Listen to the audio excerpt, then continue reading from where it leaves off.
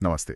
अक्सर हम सुनते हैं कि भारत में जो कम मजदूरी है उसकी वजह मजदूर खुद हैं कि भाई ज़्यादा बच्चे पैदा करते हैं या लापरवाह हैं, अपनी काबिलियत नहीं बढ़ाते। और एक सोच ये भी है कि देखो, यूरोप में गरीब भी समझदार हैं, कम बच्चे पैदा करते हैं, तभी वहाँ मजदूरी ज़्यादा है। पर क्या ये मतलब पूरी सच्चाई है? आज हम एक लेख के कुछ हिस्सों पर बात करेंगे जिसका शीर्षक है भारत में श्रमिक सस्ते क्यों। और ये लेख जो है वो इस आम सोच को चुनौती देता है। तो चलिए समझने की कोशिश करते हैं कि इस स्रोत के मुताबिक भारत में ये जो श्रमिकों की कम आय है, इसके पीछे असल वजह क्या है और यह स्थिति पश्चिमी देशों से अलग कैसे है। तो लेख का एक मुख्य तर्क है कि पश्चिम में जो ऊंची मजदूरी है वो सिर्फ इसलिए नहीं है कि वहाँ आबादी कम है। हाँ, ये बहुत बड़ा मिथ है। बिल्कुल। लेख कहता है कि असली वजहें हैं वहाँ की मजबूत लेबर यूनियनें, जी, सामाजिक सुरक्षा का जो सिस्टम है वो, और श्रमिकों की मोल भाव करने की ताकत, उनकी बार्गेनिंग पावर।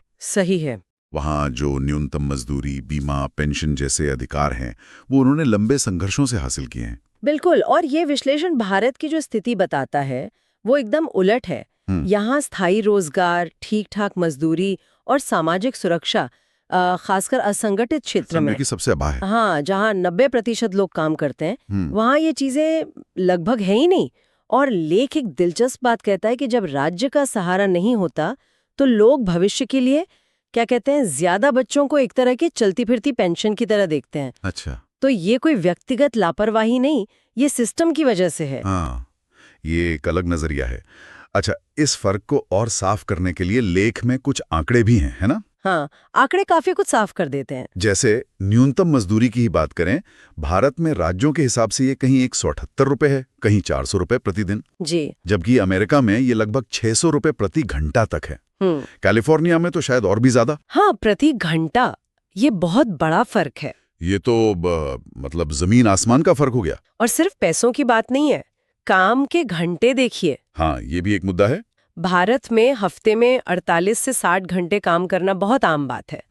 कई बार तो इससे भी ज्यादा, और कोई ओवरटाइम का पैसा भी नहीं। सही कहा। जबकि यूरोप में ये औसत 35 से 40 घंटे है। फ्रांस में तो 35 घंटे के ऊपर ओवरटाइम देना ही पड़ता है, कानून है। और सामाजिक सुरक्षा, उसमें तो शायद अंतर और भी ज्यादा बड़ा होगा। हाँ, वो खाई तो बहुत गहरी है।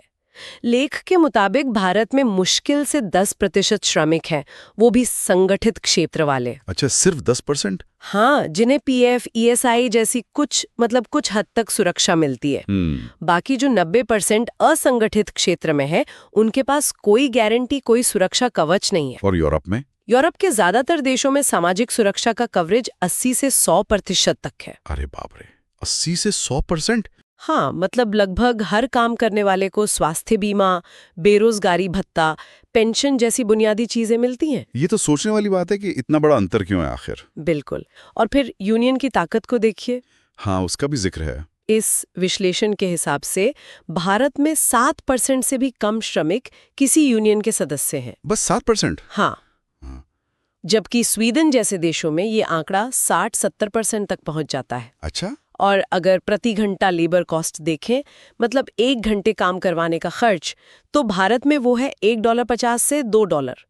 जर्मनी में $40, अमेरिका में $35-45, यहाँ तक कि चीन में भी $6-8 हैं। ओह, तो भारत तो बहुत ही पीछे इस मामले में। तो ये सारे आंकड़े, ये सारी बातें मिलकर एक ही तरफ इशारा कर रही हैं, जैसा कि लेख तर्क देता है कि भारत में श्रमिक इसलिए सस्ते नहीं है कि उनमें काबिलियत कम है या वो ज्यादा बच्चे पैदा करते हैं, बल्कि इसलिए सस्ते हैं क्योंकि उन्हें सामाजिक, आर्थिक और कानूनी तौर पर इतना कमजोर रखा गया है कि वो मोलभाव कर ही नहीं सकते। मतलब ये एक स्ट्रक्चरल इशू है। हाँ, लेख इसे एक तरह की सुनियोजित आर्थिक संरचना कहता है, जैसे इसे जानबूझकर ऐसा बनाया गया हो। तो इस पूरी बातचीत का, या कहें कि इस लेख के विश्लेषण का निचोड़ ये निकलता है कि भारत में श्रमिकों की जो सस्ती दर है वो उनकी अपनी मर्जी या गलती नहीं है। नहीं, बिल्कुल नहीं। ये उस व्यवस्था का नतीजा है जहां उन्हें कम मजदूरी और बिना सामाजिक सुरक्षा के काम करने पर एक तरह से मजबूर किया जाता है। जी। और बच्चों की संख्या को दोष देना, जैसा लेख कह रहा है, वो असल मुद्दे से ध्यान भटकाने जैसा है। हाँ, और ये विश्लेषण हमें इस सवाल पर सोचने को मजबूर करता है कि शायद असली सवाल ये नहीं है कि श्रमिक सस्ते क्यों हैं, बल्कि असली सवाल ये है कि उन्हें सस्ता बनाए रखने वाली ये जो व्यवस्था है, इसे कब और कैसे बदला जाएगा। और ये व्यवस्था आखिर किसके फायदे के लिए चल रही है? और यहीं पर एक और विचार आता है जो लेख की दिशा से ही निकलता है कि अगर ये व्यवस्था, जैसा कि इशारा है, पूंजी के लिए, कैपिटल के लिए ज्यादा अनुकूल है, हाँ, तो फिर इसे बदलने के लिए जो प्रोत्साहन है, जो इंसेंटिव है, वो कहाँ से आएगा? ये एक बड़ा सवाल है। बिल्कुल, इस पर सोचने की जरूरत है।